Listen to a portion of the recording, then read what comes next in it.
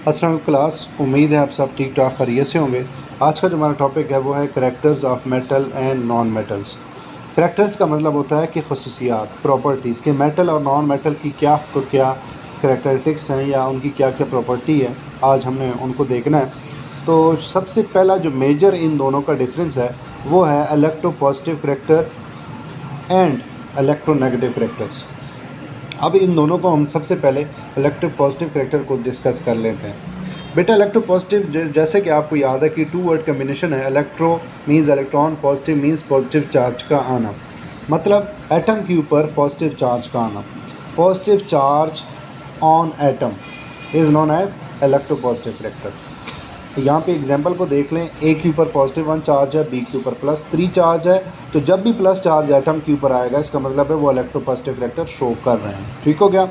अब हम ज़रा थोड़ा सा आगे चल जाते हैं कि इलेक्ट्रोपॉजिटिव करैक्टर शो कौन करता है। बेटा आपको याद होगा कि जो मेटल हैं वो इलेक्ट्रॉन लूज़ करते हैं।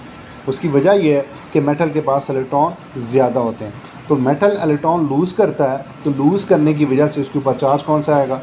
Electropositive charge. इसलिए मेटल को इलेक्ट्रोपॉजिटिव करैक्टर समझा जाता है कि वो इलेक्ट्रोपॉजिटिव करैक्टर मेटल ही शो करते हैं। अब यहाँ पे अगर हम एक एग्जांपल को देख लें मेटल्स की, कि मेटल, मैंने जैसे कि आपको पहले कहा कि बेटा मेटल जो है उसकी पहचान ये है कि वो इलेक्ट्रॉन लूज़ करता है। लूज़ करेगा तो उसके ऊपर चार्ज आएगा पॉजिटिव। तो जब भी एटम के ऊपर पॉजिटिव चार्ज आएगा तो वो इलेक्ट्रोपॉजिटिव करैक्टर शो करेगा। मेटल को मैंने एम से रिप्रेजेंट किया है। मैं एम यहाँ पे देखें, मेटल इलेक्ट्रॉन लूज़ कर रहा है तो इसलिए उसके ऊपर चार्ज पॉजिटिव आया। पॉजिटिव चार्ज का मतलब ये है कि इसने इलेक्ट्रॉन लूज़ किया। अब जब भी एटम के ऊपर पॉजिटिव चार्ज आता है तो उसको कहते हैं केटाइन। क्या कहते हैं? केटाइन कहते हैं। आपको पता होगा, आपको याद भी होगा कि हमने ये फर्स्ट चैप्टर में पढ़ा था कि जब भी एटम के ऊपर चार्ज पॉजिटिव आता है तो इसका मतलब है कि वो केटाइन है। अब यहाँ पर हमारे पास दो एग्जाम्पल है, एक ए और एक बी। हमने ये देखना है कि इसमें इलेक्ट्रोपॉजिटिव करैक्टर कौन ज़्यादा शो करता है।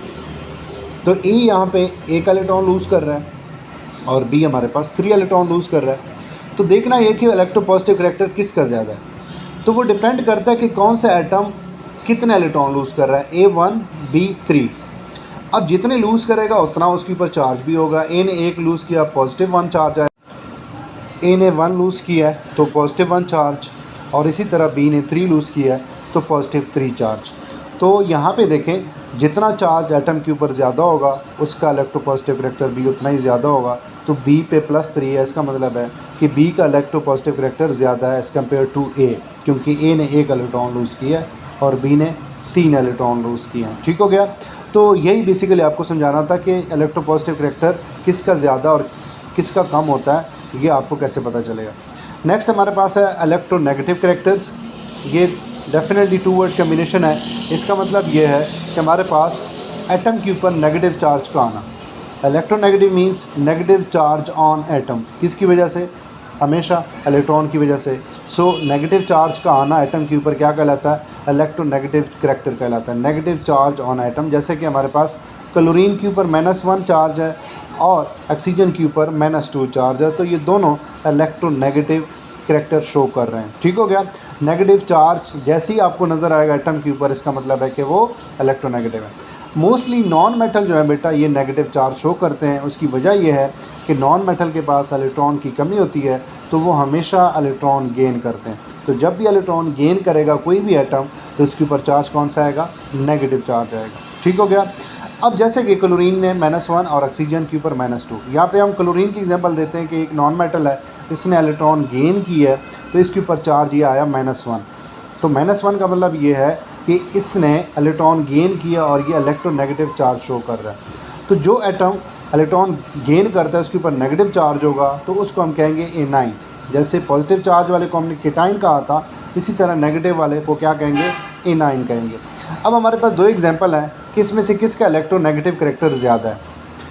क्लोरीन 1 इलेक्ट्रॉन गेन कर रहा है और ऑक्सीजन 2 इलेक्ट्रॉन गेन कर रहा है। सेम एज इट इज़, जितना इलेक्ट्रॉन गेन करेगा उतना उसके ऊपर चार्ज आएगा। क्लोरीन ने 1 किया, -1, ऑक्सीजन ने 2 किए हैं, -2। तो इसका मतलब यह है कि चार्ज ऑक्सीजन पे ज़्यादा है तो उसका इलेक्ट्रोनेगेटिव करैक्टर भी ज़्यादा